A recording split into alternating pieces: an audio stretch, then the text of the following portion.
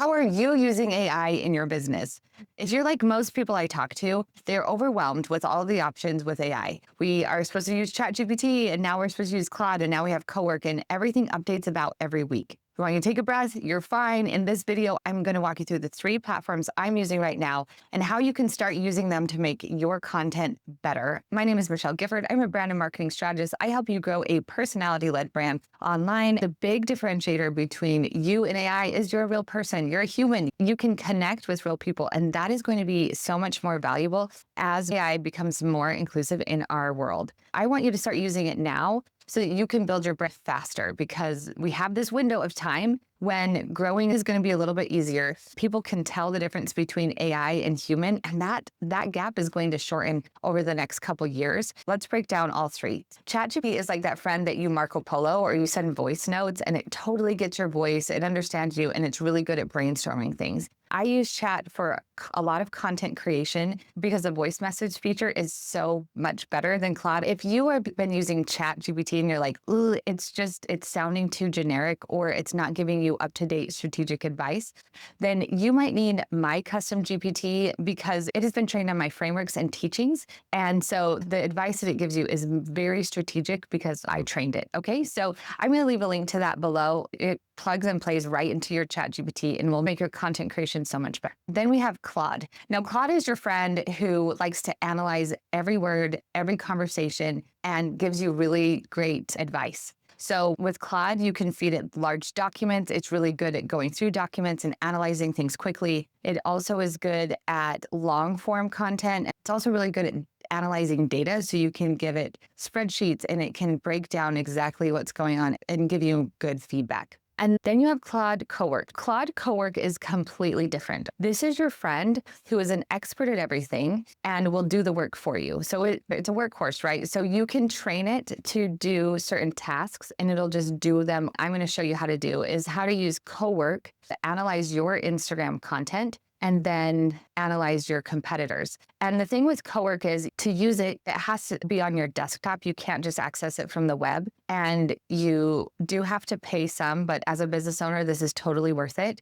And then it can actually access the content on your computer, or it can open a browser on Chrome and actually do some work. And then it actually does the work, like build a website or whatever. So Cowork is awesome. This is how people build AI agents. This is really how a lot of work is going to get done. And this is just the beginning, and I don't want you to get overwhelmed. I want you to get excited. So I'm going to show you how to do that too. So first, let's do a quick overview of what ChatGPT is, and the first prompt I think everyone should do when they're diving into ChatGPT. All right, here is ChatGPT. You've probably used it before, but just as a quick overview, if you want to start a new chat, then you click here in new chat. A new chat is just like a new conversation. So it kind of keeps things contained. You can reference different things in this conversation. You can search the chat. So if you have had a chat about how to use ChatGPT, you could click here and search for it. And then you have Codex, which is like creating code. And then you have these other options. We're going to stay out of those for just a minute. And then we come down to GPTs. Now, this is where you can train a chatbot on something. So it's not pulling from the web or pulling from other places,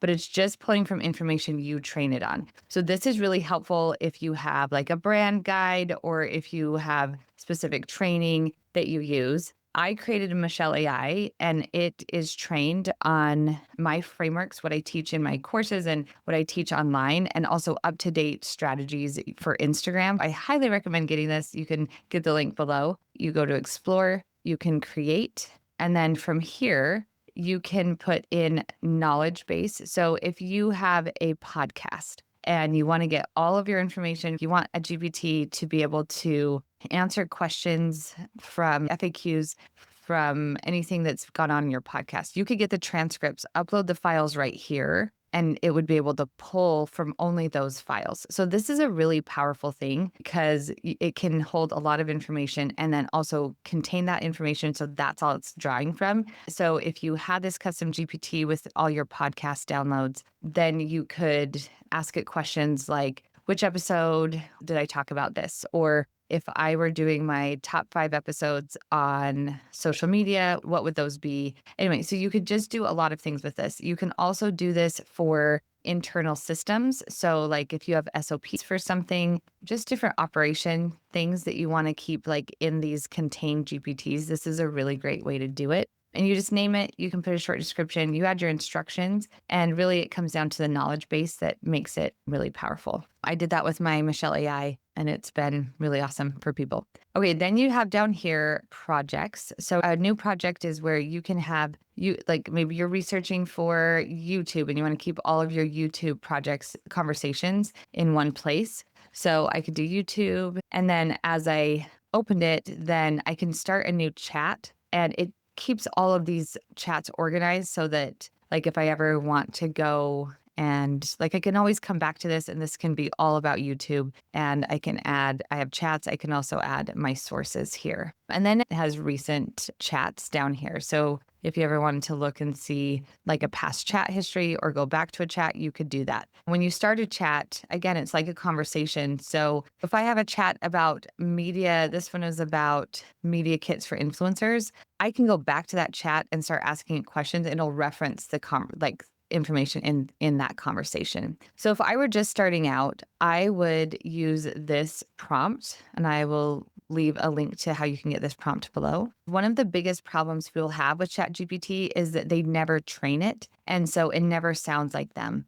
And as a business, we want this to sound like you. We want ChatGPT to understand your voice. We want it to start using your voice in the content that it writes or in even the emails or whatever you're doing. We want it to understand what your business is and where you're coming from. And so this is what you're going to paste in here. It's going to interview you. When you hit this, it'll interview you and start asking you questions. Now, one of my biggest recommendations is I want you to use this dictation tool to speak into chat. Now, I do it on my phone all the time. You can do it however you want, but you just click here and it'll start recording. This is really the game changer for me as far as ChatGPT goes, is the voice recording is so much more accurate, and it pulls my tone so much better than Claude does. And so that's why I use ChatGPT a ton, is because of that. So you're just going to open your voice message and you're going to answer the questions when you're talking to a client or your audience at your best. And then you can start just talking to it and use as many words as you want and as you can. When you're done, you can hit here. And I obviously didn't answer any of the questions, but when I did, it would take my answers. I would hit enter, and then it would ask me the next question. Now, this is going to help train your bot, and I highly recommend you do this, whether you've been using ChatGPT for a couple years or just starting out, is to really hone in and define and refine your brand messaging. So that's where I want you to get started with ChatGPT, is just understand where things are and start using it by refining your brand voice. And then from there, you can start using it better to create better content. Now, Claude and Chat are very similar, but Claude just has a different perspective and a different way of looking at the data and the content.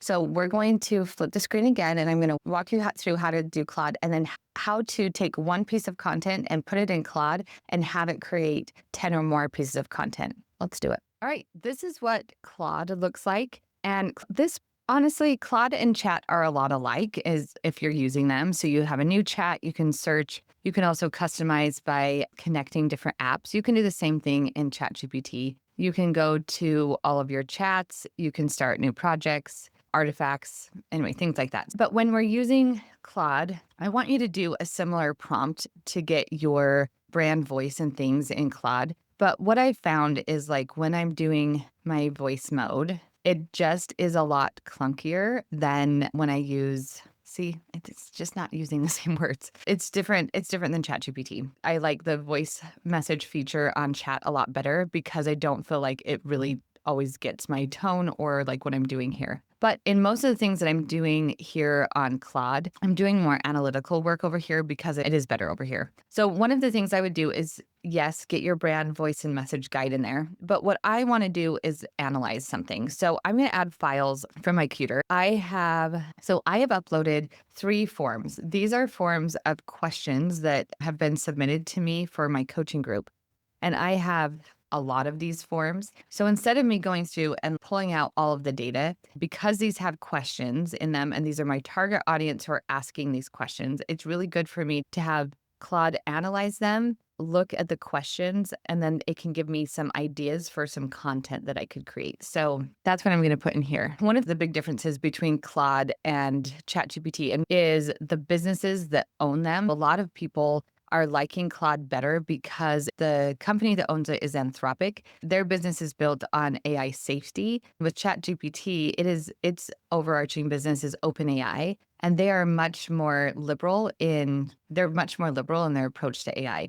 And you'll see this reflected in how ChatGPT shows up. You'll notice that Chat is a lot more agreeable and it affirms like whatever you're talking about. And Claude is much more open with its limitations and will let you know when it's not sure and things like that. So there's been a big shift to more people using Claude. So it just went through there in a matter of not very long, and it broke down what my audience is actually asking. Really interesting here is there's a lot of questions about how to create content. And so that is good for me to understand as I'm creating content is people want more. Multiple people said content creation is one of their biggest blockers. So it broke down why it's going to give me these recommendations. And then it outlines those patterns, right? And then it gives me some content recommendation. So here's how it would focus my 60 days of content: behind the scenes series, screen recorded over the shoulder walkthroughs of you actually making a reel or carousel in Canva from scratch. So really interesting, right? So I did not have to go through all of those documents. I just had to download them and upload them to Claude, and it has done all this strategic work for me. So this is where I think Claude really does the best, because it is able to like take a ton of data and then not only dissect it and give me recommendations, but it also gives me the reasoning why it was giving me recommendations. So I want you to do this. So if you have any kind of questionnaire from your audience, I want you to upload it and ask Claude what it can extract from it and how you could create content from it. Now, if you don't have one of these forms, I think you should create one and start asking your audience more questions. You can use this type of feature in a lot of different ways. If you have a Google Sheet with your expenses, or if you have a contract you want it to review, it will review it and pull things out and let you know what the contract is about. If you could export your financials, if you're on Kajabi or Stripe or anywhere, and you could ask it to analyze the trend and give you feedback on where you need to focus. And that's why Claude is so awesome. I want you to try this. Upload some documents and have it analyze it. Another really easy one to do is have it turn one of your long form pieces of content, whether that's YouTube or podcast or blog post or whatever, paste it in here, and then ask it to, you can either upload a document. This is just a transcript. So now it has taken one small podcast episode and turned it into all of this content. And this is really why we have to start using AI, is because it duplicates our efforts. And that is giant. Okay, so I want you to either have it take one piece of your content and build it to many, or I want you to have it analyze some documents that you have. And now we have Cowork. Now this is where AI magic takes off. And we're just going to get a little bit started, get our feet wet with this. But Cowork is made by Claude, and it actually will perform things for you. So you give it access to like your web browser, and so that it can actually perform tasks for you. So you do have to pay for it. It has to be downloaded on your computer. It can't just be open in a web browser. But once you do that, you can connect so many things to Cowork. You can connect your things to Claude and ChatGPT as well. But the difference is you can give Cowork access to like your email, and I had it clean out my email inbox. You can have it build websites for you, landing pages, those kind of things. But I wanted to walk through how I used it to analyze my content against the content of my competitors. You're going to be amazed by this, okay? So I have Claude Cowork, and it's open. And again, this has to be something that you upgrade, and it's something that has to be on your desktop. This isn't something you can do from the web. I'm pretending like I'm a food Instagrammer. I found Louis G. Cook's an Instagram account. You'll see right here. So I asked it to go in and analyze my account. I'm being Louis G. Cooks. And then down here, I said, I want you to also analyze my competition. And so I put in some other food Instagrammers. And so it takes a few minutes to do, and you also have to grant it access to your browser so that it can open Instagram. And I'll show you what that looks like, because you'll see it up here at the top, how it's like Instagram audit. So this is actually Claude going through things and looking at it. So I'm not looking at it, Claude is. but it's doing that without me. So it can like pull up the content. And then I just pushed enter and it takes a little bit of time, but it just walks through this. And now now it's writing the analysis for me. And as it's going, you will see it generated and populated these checkboxes. When it's done, you can look at it here. I am going to pull open into a Google Doc, and then we can look through it quickly. You can look at the profile snapshot. It has all the information on it. It has the engagement rate and comment to like ratio, and it gives you an analysis of the numbers. Like this engagement rate is lower than most creators at 500 to a million. And then it gives you a content mix breakdown, like how much is reels, carousels, or single posts. Takeaway, this is a reels channel with an IG skin. And then it breaks down the top performing posts. Anyway, it gives you a lot of data about it. It even breaks down like the content analysis, like what kind of topics are you creating about, and engagement patterns, like cultural heritage food posts are getting 2 times the amount of comments.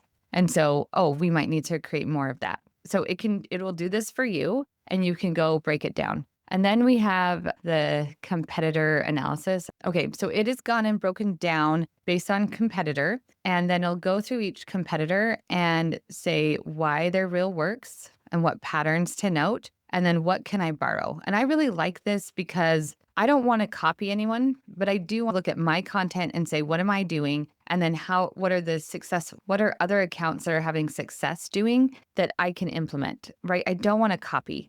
And so comment keyword to a DM and recipe link autoflow. Okay, what's his name I guess Lewis isn't doing that, which is wild. Everyone should be doing DM automation. But it will do that for for each of your competitors and then give you some things that you can borrow. You can go through all of these. And then it gives you common patterns across all 4 competitors, comment keyword, clear owned product or subscription, a specific promise in the title card, full recipe in the captions. And then it says, here are some real formats that Lewis should start testing. Okay, you have some assignments, some things to go do and try. And I want you to go do them, try them with ChatGPT, Claude, and Cowork, because a lot of your success with AI is actually just jumping into it. So these quick prompts are a jumping off point for you. What AI things do you want to know how to do? Put them in the comments. Make sure you're subscribed, and we'll see you next time.